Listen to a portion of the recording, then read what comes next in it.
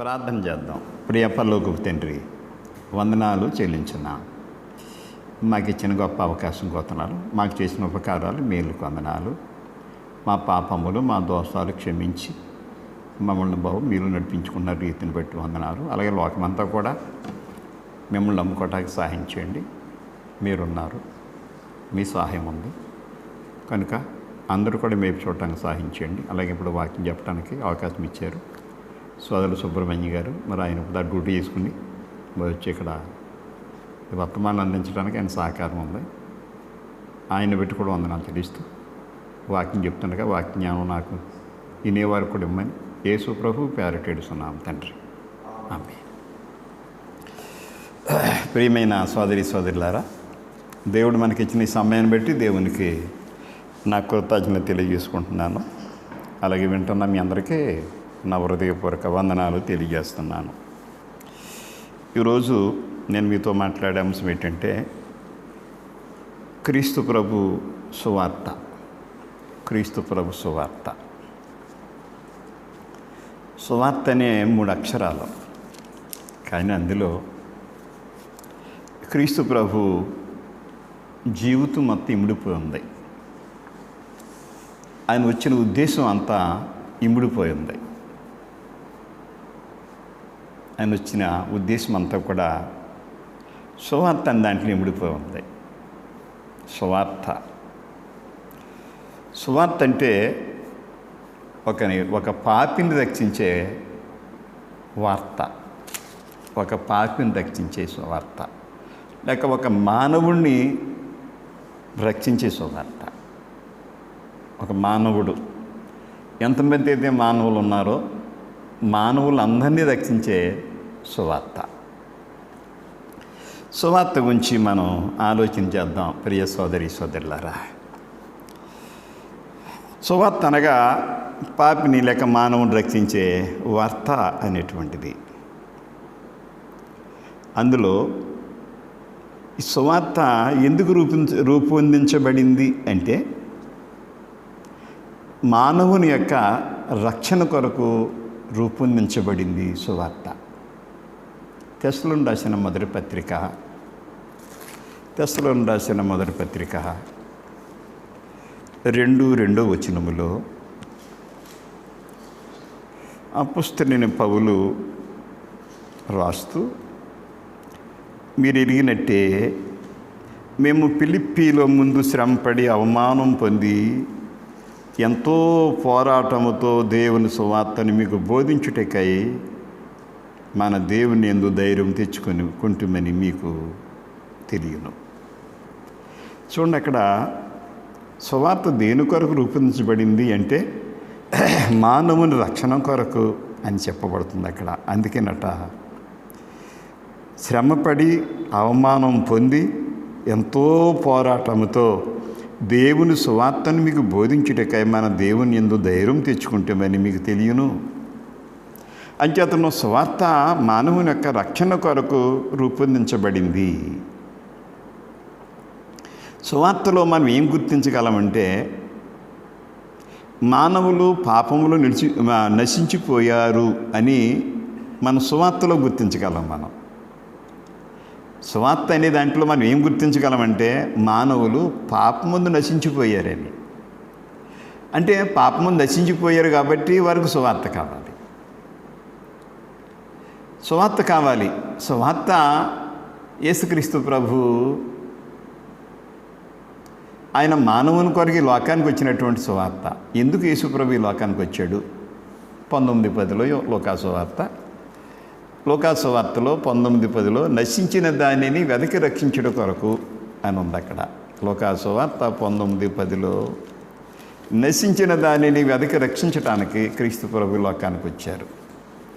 మనం ఆయన దగ్గరికి వెళ్ళడం కాదు, ఆయనే వచ్చారు నశించిపోయిన వారి దగ్గరికి. నశించిన దానిని వెదకి రక్షించుటకు మనిషి కుమారుడు వచ్చాడని అక్కడ 19:10 ఉంది. చూడండి, 19:10.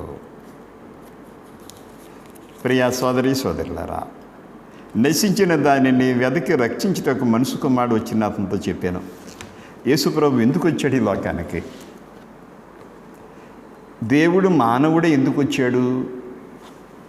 దేవుడు మానవుడు ఎందుకు వచ్చాడు?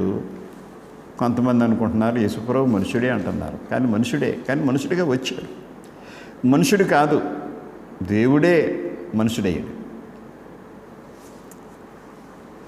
దేవుడే మనుషుడయ్యాడు. అందువల్ల ఇక్కడ సువార్త యందు మనం ఏం గుర్తించగలమంటే మానవులు పాపమందు నశించిపోయారని గుర్తించగలం. చూద్దాం దేవుని వాక్యంలో.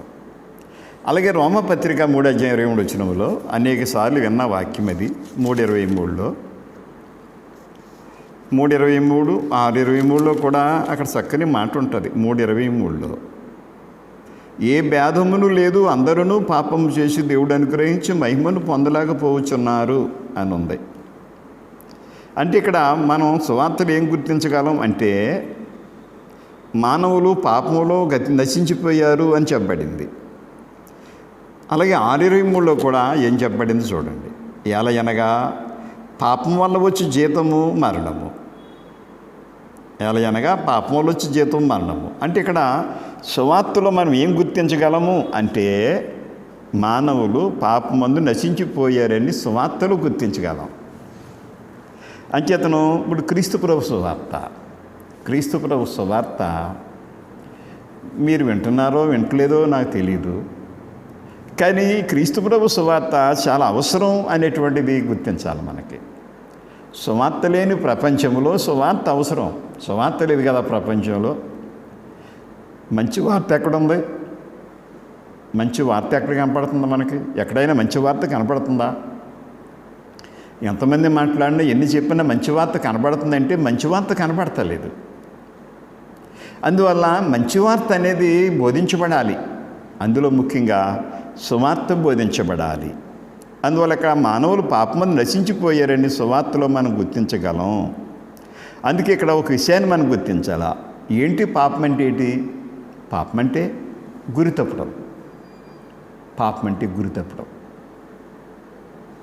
సింహాన్ని కొట్టడానికి, సింహాన్ని చంపడానికి గురి పెట్టాడు గన్నే, కానీ అది గురి తప్పింది. వెంటనే సింహం మీద పడిపోయి చంపేస్తుంది. పాపం అంటే గురి తప్పటం. అది ఇప్పుడు 6:23 ఏ భేదము లేదు, అందరూ పాపం చేసి దేవుడు అనుగ్రహించి మహిమను పొందలేకపోతున్నారు. తర్వాత అతిక్రమం అనేటువంటిది పాపం యొక్క రూపం. అతిక్రమం ఏంటంటే పాపం యొక్క రూపం ఏంటంటే అతిక్రమం. యోహాను రాసిన మొదటి పత్రిక 3:4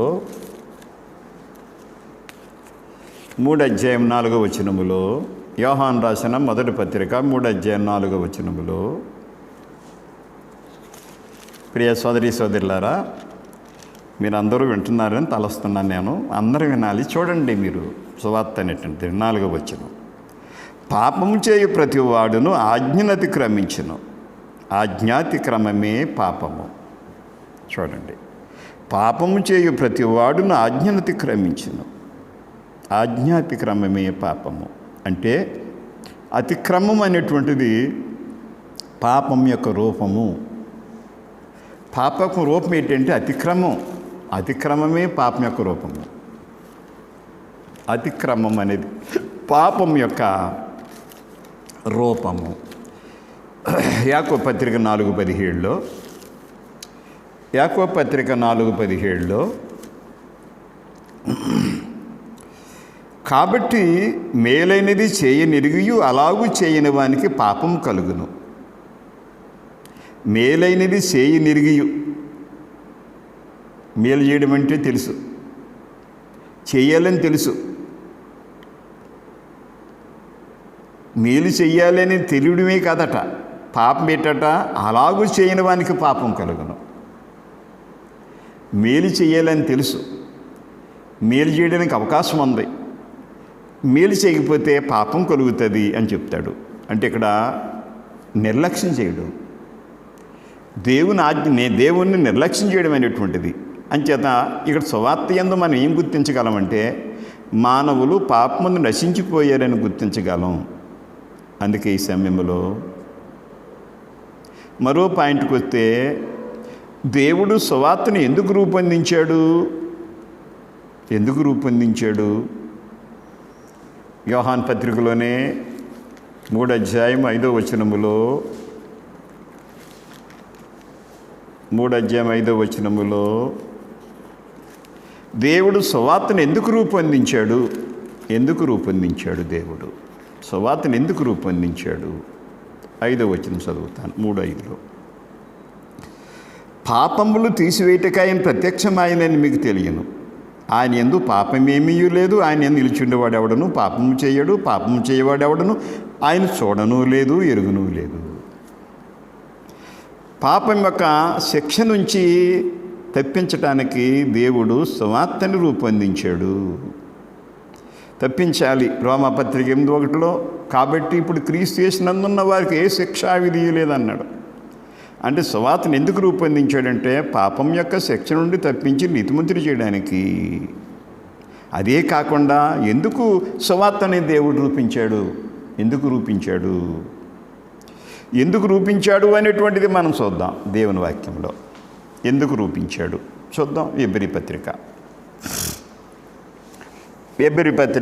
10:19 నుంచి 22 వచనాలు చదువుదాం. చూడాలి.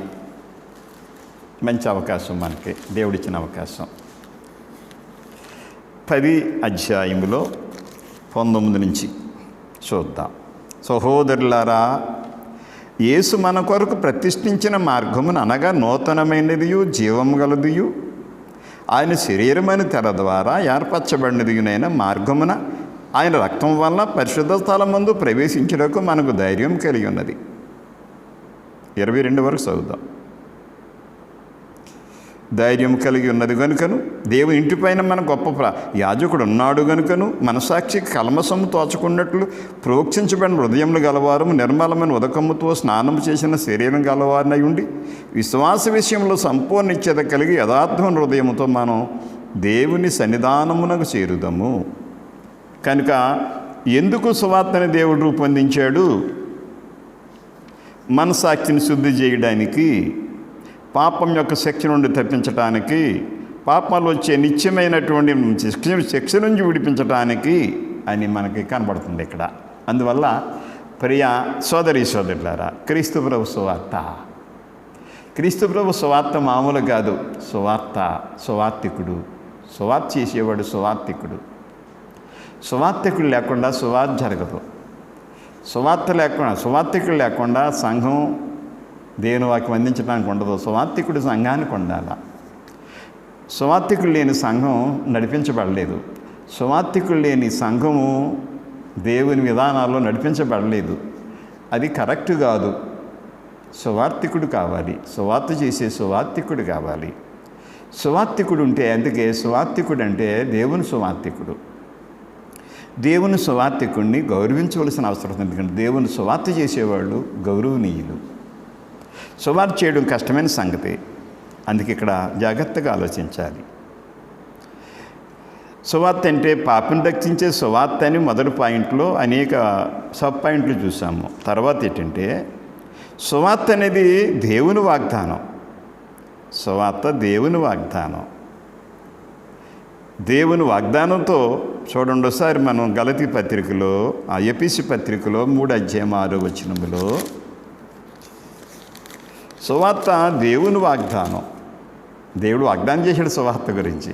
సువార్త అంటే అసామాజిక అనుకోకుండా వచ్చినటువంటిది కాదు. ఎఫెసీ పత్రికలో, ఎఫెసీ పత్రిక 3వ అధ్యాయం 6వ వచనములో,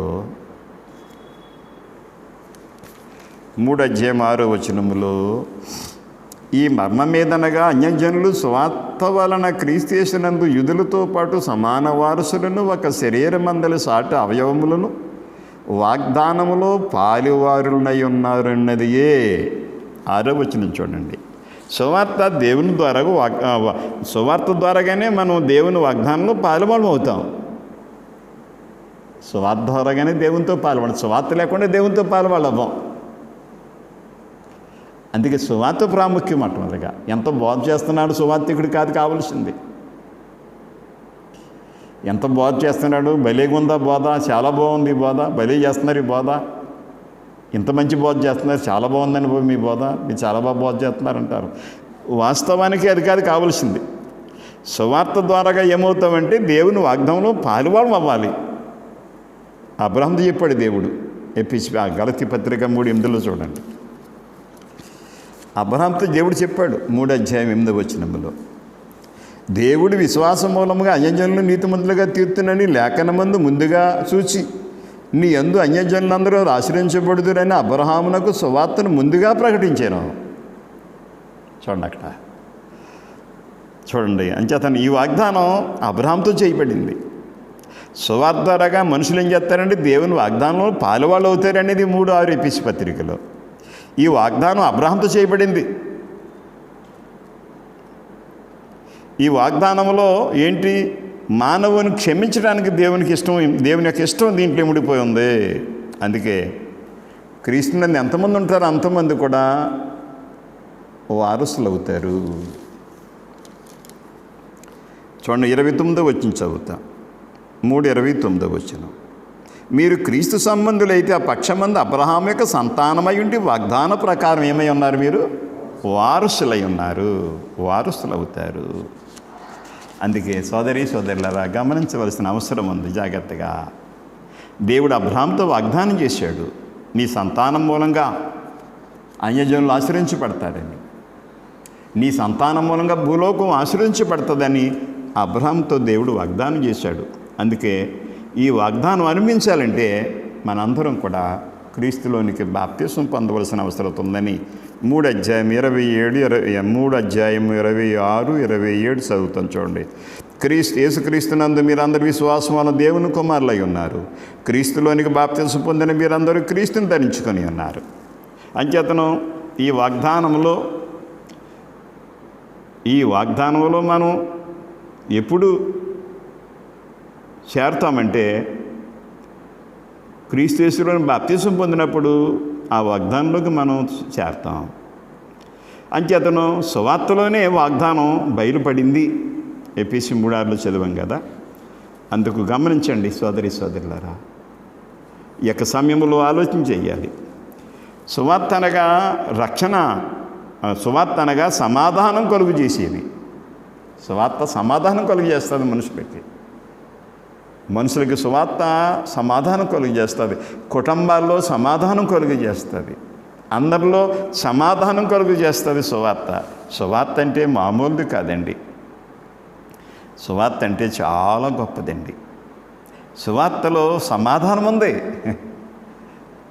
ప్రతి మనిషికి సమాధానం సువార్తలో ఉంది. ప్రతి కుటుంబానికి సువార్తలో సమాధానం ఉంది. కొంతమంది సువార్త అంటే యాళం చేయొచ్చు, సువార్త అంటే తిరిగిపోవచ్చు, ఇది సువార్త ఇంకా సువార్త లేదా ప్రపంచంలోని యాళం చేయొచ్చు. కానీ వాస్తవంగా సువార్త అనేది సమాధానం కలుగు చేస్తుంది. సువార్తలో సమాధానం ఉంది. చూడండి ఒకసారి చక్కని మాటలు ఉంటాయి. ఎఫెసీ పత్రిక 2 కొంచెం ఓపిక పట్టాలి, వినాలని కోరుతున్నాను నేను. 2:14 ఆయన మన సమాధానమై ఉండి 14 మీకును మాకు నుండిన ద్వేషమును అనగా విధిరూపకమైన ఆజ్ఞలు గల ధర్మశాస్త్రము తన శరీరం మంది కొట్టివేసేటి చేత మధ్యగోడను పడగొట్టి మన ఉభయులని ఏకం చేసాను. 16 చదువుదాం. ఇట్లు సంధి చేయించి ఇద్దరిని తన యందు ఒక నూతన పురుషునిగా సృష్టించి తన శిలువ వలన ద్వేషమును సంహరించి దాని ద్వారా వీరిద్దరిని ఏక శరీరంగా చేసి దేవునితో సమాధానపరచాలని ఎలాగూ చేసిన కనుక ఆయనయే మనకు సమాధానకారకుడై ఉన్నాడు. ఆయనలో సమాధానం ఉంటుందండి. యూదులనే భేదం తీసేసి, అన్యులనే భేదం తీసేసి, భేదాలు తీసేసి దేవుడు ఒకరికి ఒకరి మధ్యలో సమాధానం కలుగు చేశాడని ఆ వాక్యంలో చెప్పబడుతుంది.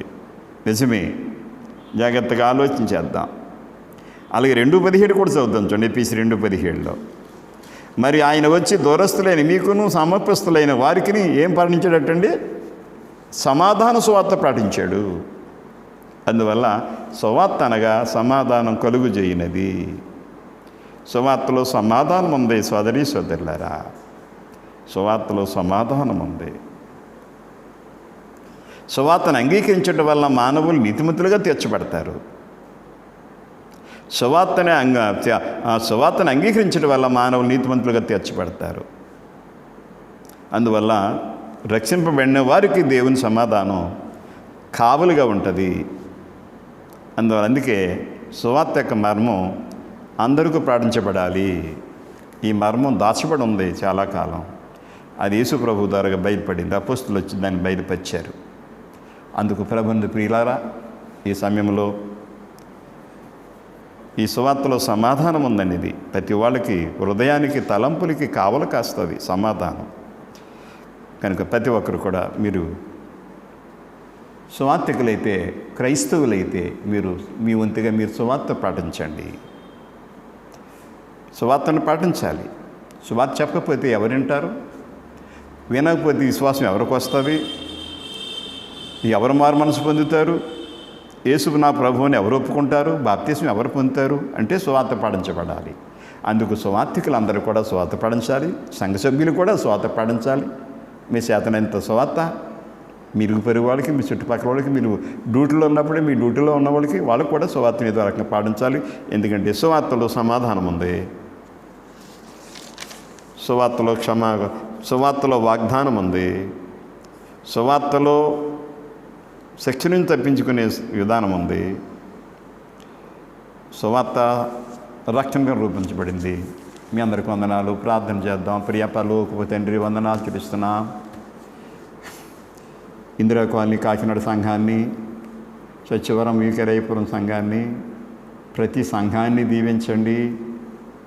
ప్రతి ఒక్కరిని దీవించండి, ఆశీర్వదించండి. ప్రతి ఒక్కరిని ఆశీర్వదించండి. మీకు వందనాలు చెల్లిస్తున్నాం. మా పాపాలు, దోషాలు క్షమించండి. మీరు ప్రపంచానికి చేసిన ఉపకారాలు మేలుకి కృతజ్ఞతలు చేసుకుంటాం. ప్రపంచానికే చేశారు. మీరు ప్రపంచానికే మేలు చేశారు. ప్రపంచానికి మేలు చేశారు బాబు. మానవుడికి ప్రపంచాన్ని ఇచ్చి మానవుడికి మేలు చేశారు. మీరు ఇచ్చిన దాన్ని అనుభవిస్తున్నారు మానవులందరూ. కానీ మిమ్మల్ని అడగలేదు. లోకమాయన మూలం కలిగిన లోకమాయన తెలుసుకోలేదు అన్నారు. నిజమే, లోకం మీ మూలం కలిగింది కానీ లోకం తెలుసుకోలేదు. కనుక లోకం తెలుసుకోవటానికి మీరు సువార్తనిచ్చారు. సువార్త ఇరువుగా పడించబడటానికి సహాయం చేయండి. ప్రపంచ దేశాలని, రాష్ట్రాలని, దేశాలని కాపాడండి బాబు. కరోనా వైరస్ ఎప్పుడు పోతుంది, ఎలా పోతుంది అని ప్రజలు ప్రయత్నం చేస్తున్నారు. కానీ అసలైంది మీరు మానవునికి పరిష్కారం ఇస్తారు బాబు. వైద్యం ద్వారా అయితేనేమి, ఎలాగైతేనేమి, సైంటిస్టుల ద్వారా అయితేనేమి మీరు కలుగు చేస్తారని నమ్ముతున్నాం మేము. సహాయం చేయండి, దీవించండి. ఇందిరా కాలనీ సంఘ సభ్యుల కుటుంబాలను పేరు పేరున దీవించండి. దూరదేశంలో ఉన్న బిడ్డల్ని, దూర ప్రాంతంలో బిడ్డలను కాపాడండి బాబు. వందనాలు చెల్లిస్తున్నాం. అనేక మంది పేదలు ఉన్నారు, ఆహారం లేక, మరి కొనుక్కోవటానికి డబ్బులు లేక, వస్తువులు లేక చాలామంది బాధలు పడుతున్నారు బాబు. మీ చిత్తమైతే సహాయం చేయండి. మీ దయా, ప్రేమ, కృప, కరుణ ఉంచండి బాబు. మీకు వందనాలు చెల్లిస్తున్నాం.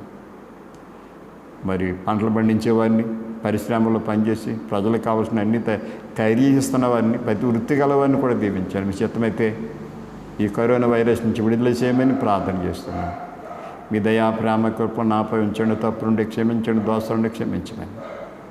హాస్పిటల్లో, జైల్లో, కోర్టుల్లో, స్టేషన్లో వారిని కాపాడు. ఆహారం లేక, ఆరోగ్యం లేక, బట్ట లేక, ఇల్లు లేక, రక్తం లేకుండా వారందరినీ కాపాడమని ఈ రాత్రి మా ప్రార్థన అంగీకరించమని. త్వరగా రాబోచున్న యేసుక్రీ అలాగే తండ్రి సుబ్రహ్మణ్య గారిని పెట్టి అనుకుంటాం. మరి వందనాలు చెల్లిస్తాం. యేసు ప్రభు పేరట ఏడుస్తున్నాం తండ్రి. ఆమేన్. వందనాలండి.